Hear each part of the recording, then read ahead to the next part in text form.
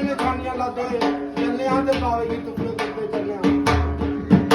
ਗੁਰੂ ਗੋਰਖਨਾਥ ਤੁਪਲੇ ਤੁਪਲੇ ਕਿੱਥੇ ਚੱਲੀਏ? ਬਿਆਸਪੁਰ। ਅੱਜ ਵੀ ਬਿਆਸਪੁਰ ਦੇ ਵਿੱਚ ਗੁਰੂ ਗੋਰਖਨਾਥ ਦਾ ਆਗੇ ਕੀ ਮੰਦਿਰ ਹੈ,